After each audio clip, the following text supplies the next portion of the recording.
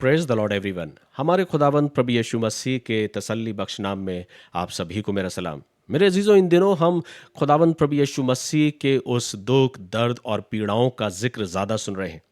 और अक्सर हम और आप कलवरी के उस क्रूस का, उस सलीब का जिक्र ज़रूर करते हैं। लेकिन आज मैं आपसे इन बातों को कहना चाहता हूँ और इन बातों को बयां करना चाहता हूँ कि उस कलवरी के उस क्रूस पर से, उस सलीब पर सिर्फ मौत नहीं, पर मेरी और आपकी ज़िंदगी लिखी जा रही थी।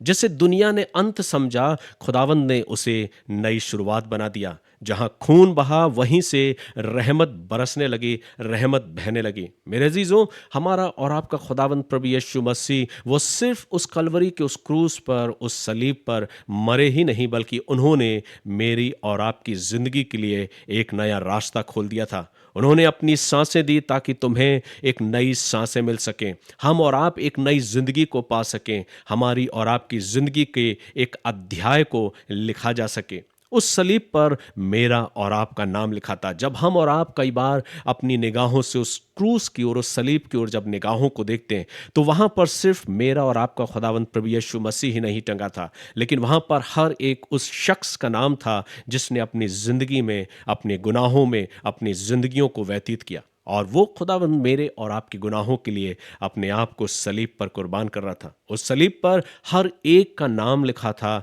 जिसमें हमारी और आपकी उस मुक्ति के बारे में, उस उद्धार के बारे में हम अपने जीवन को देखते हैं कि कैसे खुदावंद प्रभु यीशु मसीह ने अपने आप को बलिदान करके मुझे और आपको नई जिंदगी दी है। इसलिए सलीब सिर्फ उस मौत के बारे में ही जिक्र नहीं करती, लेकिन सलीब जिक्र करती है कि पहचान लो कि इस सलीब से ही तुम्हारी नई शुरुआत लिखी गई है। अगर आज हम और आप थके हुए हैं, टूटे हैं, बिखरे हैं, खोए हुए हैं, तो आज भी उस सलीब की ओर अपनी निगाहों को करो, और वो सलीब आज भी तुम्हें बुला रही है और वो कहती है, मेरे पास आओ। इसलिए आइए आज हम और आप खुदावंद के उस पैगाम को पहचानने वाले हों, सुनने वाले ही नहीं, पर उसे पहचानने वाले भी हों और अपनी जिंदगियों में उसे स्वीकार करने वाले भी हों।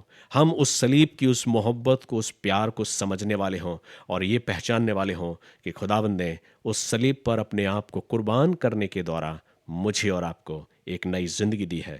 खुदावंद अपने इस पैगाम के द्वारा आप सभी को बरकत दे और ऐसी तौफीक अता फरमाए कि हम उसकी मोहब्बत को पहचानने वाले हों।